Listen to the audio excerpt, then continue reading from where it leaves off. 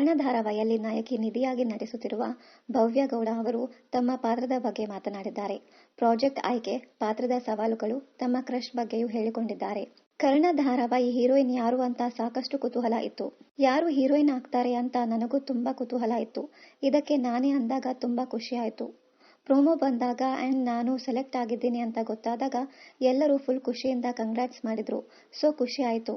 ಈ ಪ್ರಾಜೆಕ್ಟ್ ನಿಮಗೆ ಆಫರ್ ಬಂದಾಗ ಹೇಗೆ ಅನಿಸ್ತು? ನೀವು ಏನು ಯೋಚನೆ ಮಾಡಿದ್ರಿ? ತುಂಬಾ ಖುಷಿ ಆಯ್ತು. ಈ ತರ ಒಂದು ಒಳ್ಳೆಯ ಪ್ರಾಜೆಕ್ಟ್ ಸಿಕ್ಕಾಗ ಎಲ್ಲರೂ ಫಸ್ಟು ಪ್ಲಸ್ ಪಾಯಿಂಟ್ ಯೋಚನೆ ಮಾಡೋದು. ನಾನು ಈಗಲೇ ಪ್ರಾಜೆಕ್ಟ್ ಮಾಡ್ಲಾ, ಬ್ರೇಕ್ ತೆಗೆದುಕೊಳ್ಳ ಅಂತ ನಾನು ಯೋಚನೆ ಮಾಡಿದೆ. ನನಗೆ ಸ್ವಲ್ಪ ಬ್ರೇಕ್ ತೆಗೆದುಕೊಳ್ಳಬೇಕು ಅನ್ನೋದು ಇತ್ತು.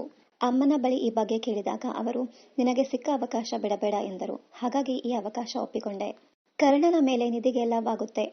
ಒಂದು ಪ್ರೊಫೆಸರ್ನ ಎಷ್ಟು ಚಂದ ಲವ್ ಮಾಡಬಹುದು ಅನ್ನೋದನ್ನ ನಿಧಿ ಇಲ್ಲಿ ಹೇಳ್ಕೊಡ್ತಾ ಹೋಗ್ತಾಳೆ.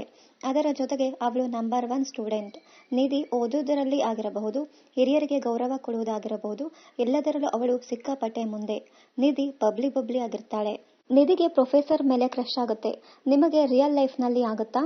ನಂಗೆ ಸಿಕ್ಕ ಪ್ರೊಫೆಸರ್ ಆಗಿರೋರು ಎಲ್ಲರೂ ಮದುವೆ ಆಗಿರೋರು ಅಥವಾ ವಯಸ್ಸಾಗಿರೋರೇ ಸಿಕ್ಕಿದ್ರು. ಅಷ್ಟೇ ಅಲ್ಲದೆ ಎಲ್ಲರೂ ಲೇಡಿ ಪ್ರೊಫೆಸರ್ ಇದ್ರು. ಆಗ ಕ್ರಶ್ ಆಗೋಕೆ ಚಾನ್ಸೇ ಇರಲಿಲ್ಲ. ಆಫ್ ಸ್ಕ್ರೀನ್ ಅಲ್ಲಿ ಚಾನ್ಸ್ ಸಿಗುತ್ತೆ. ರಿಯಲ್ ಲೈಫ್ ನಲ್ಲಿ ಚಾನ್ಸ್ ಸಿಕ್ಕಿಲ್ಲ. ಆನ್ ಸ್ಕ್ರೀನ್ ನಲ್ಲಿ ಚಾನ್ಸ್ ಸಿಕ್ಕಿರೋದು ಖುಷಿಯಾಗಿದೆ. ನಾನಂತೂ ಫುಲ್ ಎಂಜಾಯ್ ಮಾಡ್ಕೊಂಡು ಧಾರಾವಾಹಿಯಲ್ಲಿ ನಟಿಸುತ್ತಿದ್ದೇನೆ. ಕ್ರಶ್ ಆಗಿರೋರು ಎಕ್ಸ್ಪ್ರೆಷನ್ ಬೇರೆ ಇರುತ್ತೆ.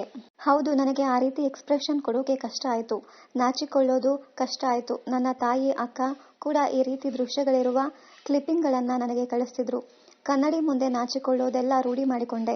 ನಿಧಿ ಪಾತ್ರದ ತರ ಭವ್ಯ ಅವರಿಗೆ ಯಾರಾದರೂ ಮೇಲೆ ಕ್ರಶ್ ಆಗಿದ್ಯಾ? ಕ್ರಶ್ ಒಬ್ರ ಮೇಲೆ ಆಗಿರೋದು 5 ವರ್ಷದಿಂದ ಅದು ಹಾಗೆ ಇದೆ. ಶೀಘ್ರದಲ್ಲಿ ಯಾರದು ಅಂತ ರಿವೀಲ್ ಮಾಡ್ತೀನಿ. ಕಿರಣ್ ರಾಜ್, ನಮ್ರತಾ ಗೌಡ ಸೇರಿದಂತೆ ದೊಡ್ಡ ತಾರಾಗಣ ಬಳಗವೇ ಇದೆ.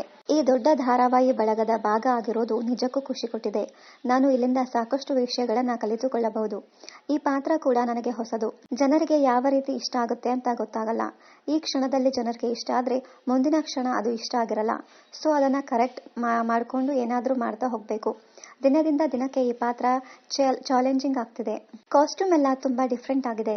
ವಾಹಿನಿಯವರೇ ಈ ತರ ಡ್ರೆಸ್ ಹಾಕಬೇಕು, ಇದೇ ತರ ಕಲರ್ ಹಾಕಬೇಕು ಅಂತ ಹೇಳಿ ಕಾಸ್ಟ್ಯೂಮ್ ರೆಡಿ ಮಾಡಿಸಿದ್ದಾರೆ. ಇದಕ್ಕೆಲ್ಲ ತುಂಬಾ ಟೈಮ್ ಕೊಟ್ಟಿದ್ದಾರೆ. ಕ್ರಶ್ ಇರೋ ನಿಧಿ ಪಾತ್ರವಿದು. ಎಪಿಸೋಡ್ ಶೂಟಿಂಗ್ ಮುಗಿದ್ಮೇಲೂ ಹ್ಯಾಂಗ್ ಓವರ್ ನಲ್ಲಿ ಇರುತ್ತಾ? ಈ ಪಾತ್ರಕ್ಕೆ ಅತಿಯಾಗಿ ಎಕ್ಸ್ಪ್ರೆಷನ್ ಕೊಡಬೇಕು. ಒಮ್ಮೊಮ್ಮೆ ಶೂಟಿಂಗ್ ಮುಗಿದ್ಮೇಲೂ ಹ್ಯಾಂಗ್ ಓವರ್ ಇರುತ್ತೆ.